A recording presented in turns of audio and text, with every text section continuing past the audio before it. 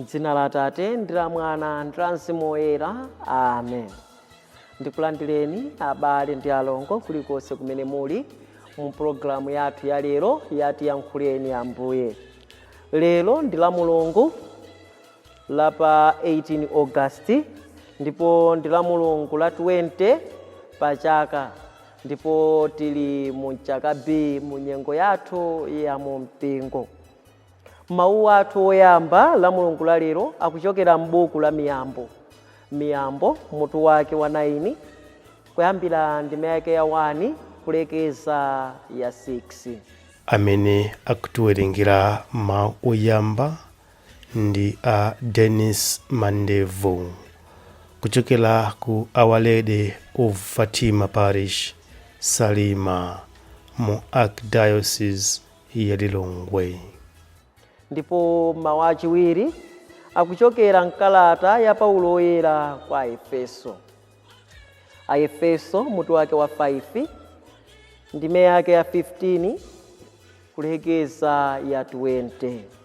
Amene akutiwerengera mawu achiwiri ndi Aluse Mtengaponji kuchokera ku Our Lady of Fatima Parish, Salima, mu Archdiocese ya Lilongwe. Ndipo mthenga wathu wabwino la Mulungu la lero ndi monga momwe adalembera Yohane Woyera. Yohane Woyera mutu wake wa 6 kuyambira ndime yake ya 51 kulekeza ya 58. Amene akutiwerengera mawu a mthenga wabwino komanso kutigawira mawu ndi Reverend Father Innocent Mlongoti kuchokera ku Martyrs of Uganda, Kasina Parish, mu Diocese ya Dedza. Mawu oyamba.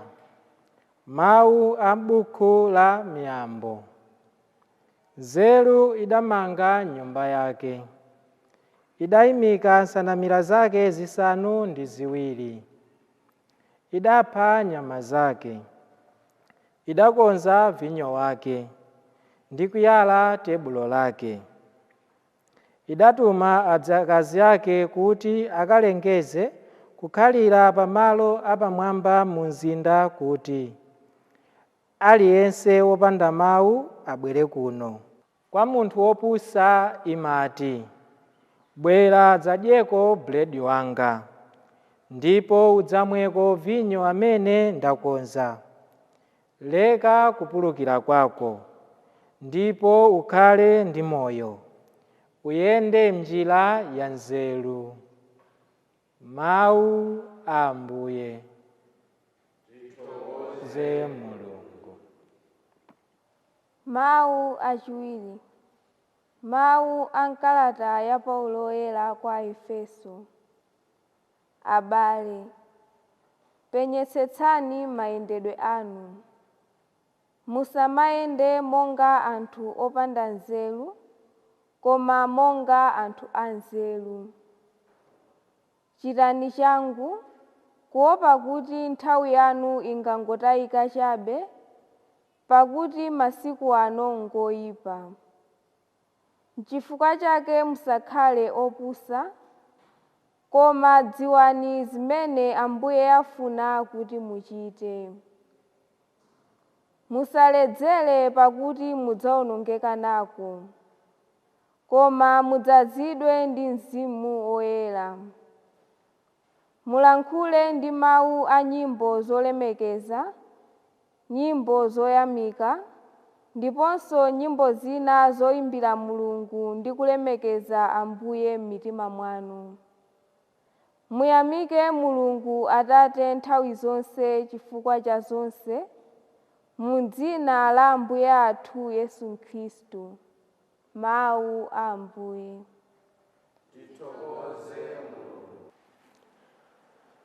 Ambuye akhale nanu, akhalenso ndi mzimu wanu. Mawu a muthenga wabwino monga adalembera Yohane Woyera. Ulemu kwa inu Ambuye.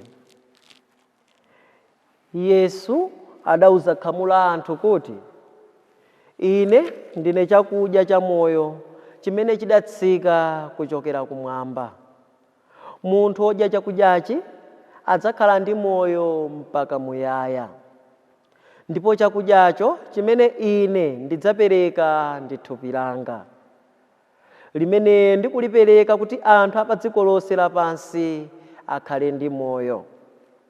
Pamenepo Ayuda aja adayamba kukangana okhaokha ankati, munthu ameneyu angathe bwanji kutipatsa thupi lake kuti tidye? Yesu adati, ndithu ndikunenetsa kuti ngati simudya thupi la Mwana wa Munthu ndi kumwa magazi ake, simungakhale ndi moyo mwa inu. Aliyense wodya thupi ndi kumwa magazi anga ali ndi moyo wosatha, ndipo ine ndidzamuukitsa kwa akufa pa tsiku lomaliza. Pakuti thupi langa ndi chakudya chenicheni, ndipo magazi anga ndi chakumwa chenicheni. Aliyense wodya thupi langa ndi kumwa magazi anga amakhala mwa ine, ndipo ine ndimakhala mwa iyeyo. Monga Atate amoyo adandituma, ndipo ine ndili ndi moyo pokhala mwa iwo, momwemonso aliyense wodya ine adzakhala ndi moyo pokhala mwa ine. Chakudya chimene chidatsika kuchokera kumwamba nchimenechi, nchosiyana ndi mana aja amene makolo anu ankadya koma nkufabe. Odya chakudya chimenechi adzakhala ndi moyo mpaka muyaya. Mthenga wa Ambuye. Ulemu kwa inu Ambuye Yesu Khristu.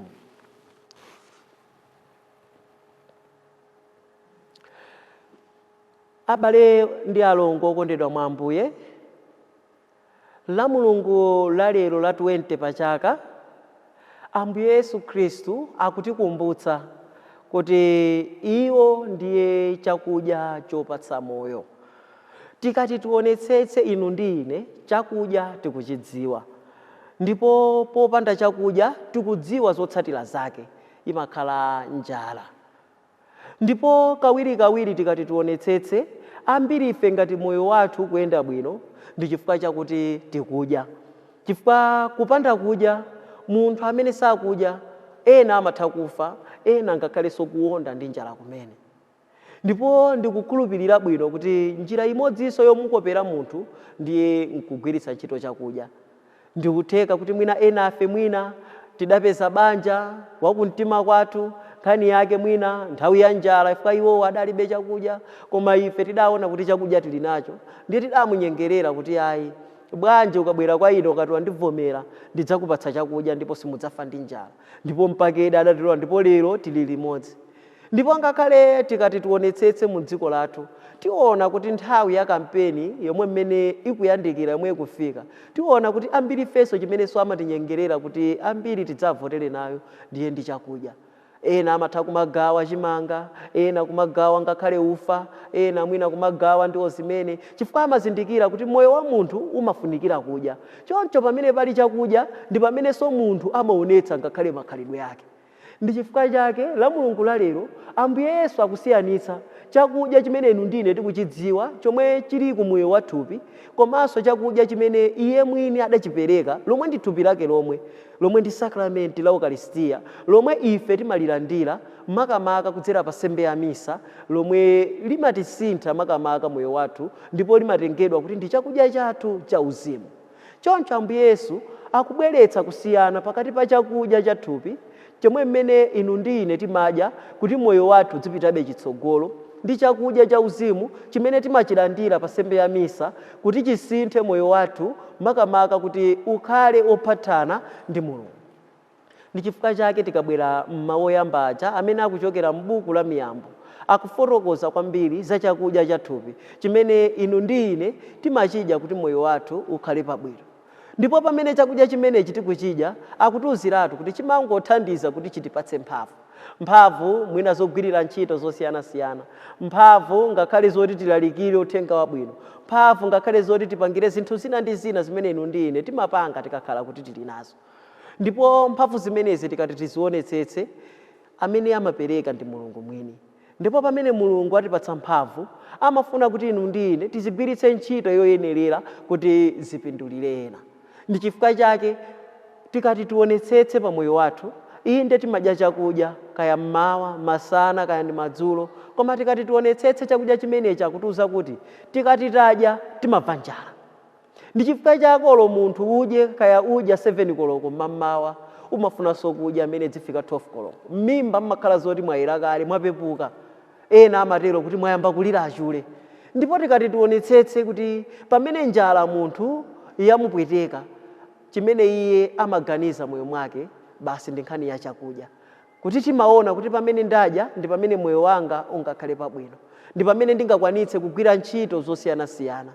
Ndi chifukwa chake Ambuye Yesu muthenga wabwino akutiuza kuti ayi, chakudya chimene iwo akuchinena ndi chosiyana ndi chija chimene tikuchimva makamaka m'mawu oyamba kuchokera m'buku la Miyambo. Iwo akutiuza kuti akupereka thupi lawo, ndipo thupi lawo limene akulipereka, limene adalipereka lomwe apitirize ngakhale kutipatsa inu ndi ine, akutiuza kuti aliyense amene alilandira sadzamvanso njala. Ndipo aliyense amene amwa magazi ake, amene apereka Ambuye Yesu, akuti sadzamvanso ludzu m'moyo mwake. Ndipo tikati tionetsetse, Ambuye Yesu kodi akufuna kutiphunzitsa chiyani? Kwa ife Akatolika, makamaka kudzera pa nsembe ya misa, timalandira sakramenti lija la Ukaristiya, lomwe timatero kuti mumapezeka Yesu Khristu mwini. Ndipo kudzera mu sakramenti limeneli, pamene tilandira thupi la Mbuye wathu Yesu Khristu lomwe amapezeka wathunthu, inu ndi ine akutiuza kuti tikalandira ndi mtima oyeretsedwa, ngati tichotsa zoyipa zonse ndi kumulandira tili anthu oyeretsedwa, akutiuza kuti sitidzamvanso njala ina iliyonse mu mtima mwathu. Tidzakhala anthu achikondi, tidzakhala anthu obweretsa mtendere pa dziko lapansi. Ndi chifukwa chake kwa ife amene timalandira thupi la Mbuye wathu Yesu Khristu, tikuyenera kudzifunsa kuti kodi timalilandira thupili tili anthu otani. Chifukwa mwina ndikutheka kuti enafe mwina timalilandira tili anthu osayenerera, timakhala tachita zinthu zambiri zomukhumudwitsa Mulungu, zoyipitsa mtima wathu, zinthu zimene mwina kuti zifike pamaso pa anthu zimakhala zotidetsa. N'chifukwa chake oloti mulandira Ambuye Yesu ameneyi kudzera mu sakramenti la Ukaristiya, palibe chimene angachite m'moyo mwathu, chifukwa amasowa malo ofikira, amasowa kuti kodi akhala pati. Ndi chifukwa chake mtima wathu timayenera kuti tiukoze mobwino kuti pamene iye afike apeze mofikiramo. Ndipo ndi chifukwa chake ngakhale mpingo wathu udatipatsa sakramenti la kulapa, sakramenti la chiyanjano, limene inu ndi ine timapemphedwa kuti ngati ubale wathu, ubwezi wathu ndi anzathu, kaya ubwezi wathu ndi Mulungu walekanikana, wogawanikana, tipite tikayanjane. Ndipo tikakati tayanjana kudzera mu sakramenti limene la chiyanjano kapena sakramenti la kulapa, tsopano tikhala okonzeka kupita kukamulandira Ambuye Yesu kudzera pa nsembe ya misa mu sakramenti limeneli la Ukaristiya. Ndi chifukwa chake mwina ambiri ife tili ndi zambiri zodetsa. Ndi chifukwa chake zodetsa zimenezi oloti mulandira Ambuye Yesu timpemphe chinthu china chake, ayi Ambuye mutithandize kuti banja langa likhale pabwino. Mwina Mulungu sakumva pemphero lathu. Chifukwa chani? Mtima wathu ndi osayeretsedwa. Ambuye mundithandize ku ntchito yanga, ndimafuna kuti andipange promote, koma mwina sizikutheka, ngakhale tantu Ukaristiya tikupemphera koma zikukanika. Chifukwa chani? Ndife anthu amene ndife odetsedwa. Ndi chifukwa chake akutipempha kaya ndi pa business yathu kuti pamene tikupanga zimenezi, amene tikumpempha Mulungu, tionetsetse kuti takoza mitima mwathu, tasesamo ndithu mu mtima mwathumo kuti pamene iyeyu afike, pamene iyeyu alowemo, akapeze malo okhala. Chifukwa akapeza malo okhala ndiye kuti inu ndi ine tidzaonetsa mtima wachikondi, tidzaonetsa mtima wa mtendere, ndipo umodzi umene umasowekera pa dziko lapansi udzakhalapo. Tiyeni tipemphere makamaka kuti Mulungu atithandize, Mulungu akhale nafe, ndi kuti nthawi zonse tidzionetsetsa kuti tikulandira thupi lake tili anthu oyeretsedwa, tidzionetsetsa kuti tikulandira sakramenti la Ukaristiya tili anthu olungama. Chifukwa ngati tilandira sakramenti limeneli tili anthu olungama, tili anthu oyeretsedwa, ndiye kuti zaulere zimene Mulungu amapereka pa anthu ake inunso ndi ine zidzatipeza. Ndipo mapemphero amene Mulungu tingampemphe, Mulungu adzatiyankha ndipo adzatipatsa zimene inu ndi ine tikusowa. Kodi tikuyesetsa bwanji pa moyo wathu kukoza mu mtima mwathu makamaka tisadalandire sakramenti limeneli la Ukaristiya? Mulungu akuyenera kuti atitsogolera moyo wathu kudzera mu sakramenti la Ukaristiya pakutithandiza kuti inu ndi ine tikhale anthu odzetsa umodzi, anthu obweretsa chikondi, komanso anthu obweretsa mtendere pakati pa anzathu. Ndi kuti pakutero chikondi, umodzi komanso mtendere zipitirire kuoneka kaya ndi mu dziko mwathu, kaya ndi m'mabanja mwathu, kaya ndi kumpingo kwathu, kaya ndi kumene tikugwira ntchito, ngakhalenso pena paliponse pamene tili. Chifukwa tikatero ndi pamene tidzaonetsedi kuti Mulungu ndi wachikondi, ndipo Mulungu chikondi chakecho amatha kugawira anthu ena. Tiyeni tiyesetse nthawi zonse kulandira sakramenti la Ukaristiya tili anthu oyeretsedwa, kuti Mulungu naye atsitse madalitso ake pa ife ndipo atipatse zaulere zimene inu ndine tingampemphe pa moyo wathu wa tsiku ndi tsiku. Amen.